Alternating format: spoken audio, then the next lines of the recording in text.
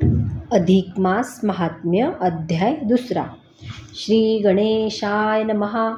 कृष्ण युधिष्ठिराला म्हणाला, तू मला प्रश्न केलास, पण त्याचे उत्तर देताना मला पुष्कळ गुप्त गोष्टी सांगाव्या लागणार आहेत.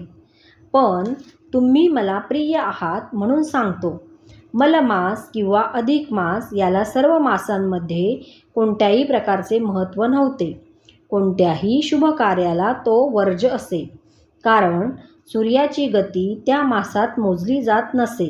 तसेच प्रत्येक स्थिरचर वस्तूंना अधिष्ठात्री अशी कोणती तरी देवता असते, स्वामी असतो, त्यामुळे त्याला मान असतो. पण रवी संक्रांती ज्या मासात धरली जात नाही, त्या मलमासाची इतर सर्व महिने चेष्टा करू लागले, धिक्कार करू लागले. तो मास मानवी रूप धारण करून दुःख करू लागला. आपल्या अपमानाने तो दुःखाने मूर्छित पडला, पुन्हा सावध झाला, खूप शोक करू लागला. मग त्याला एक उपाय सुचला. आपण श्रीहरीला शरण जावे, त्यालाच आपले दुःख सांगावे. तो एकदम वैकुंठात गेला. तेथे नारायण स्वतः असतो. त्याने तेथे जाऊन रत्नखचित सिंहासनावर बसलेल्या वैकुंठनाथाला नमस्कार केला व आपली दीन अवस्था सांगून करुणा भाकली.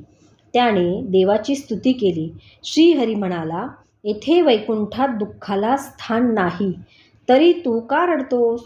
तुझे दुःख काय ते मला सांग. मलमासाने स्वतःचा कसा अपमान होतो ते सांगितले आणि तो दुःखाने मूर्छित पडला. श्रीहरीने गरुडाला सांगून त्याच्याकडून पंखांनी त्याला वारा घातला. मलमास सावध झाला आणि म्हणाला, या उपचाराने काय होणार? माझे दुःख दूर करा. त्याला श्रीहरी म्हणाला, वत्सा, उठ, आपण गोलोकात जाऊ. तेथे द्विभुज मुरलीधर श्रीकृष्ण बसतो. तो जनांचे दुःख दूर करण्यात मजपेक्षा श्रेष्ठ आहे. असे म्हणून हरीने त्याचा हात धरून गोलोकास गमन केले. गोलोक कोठे आहे व कसा आहे? विश्वाचे कारण असणारा जो विभू, त्याचे तेज अत्यंत विशाल आहे. त्यात सत्यलोक, वैकुंठ व कैलास असे 3 लोक असून गोलोक त्याच्याही पलीकडे आहे. त्या गोलोकात एक सुंदर ज्योती आहे. त्या ज्योतीच्या अंतरंगात अत्यंत तेजस्वी असा किशोर वयाचा पितांबरधारी मुरलीधर आहे. त्याचे सौंदर्य, प्रभाव, पराक्रम, स्वरूप, तेज, ज्ञान सर्वच इतर सर्व देवांच्या पेक्षा श्रेष्ठ आहे. मलमासाला घेऊन वैकुंठनाथ विष्णू त्या लोकात गेला.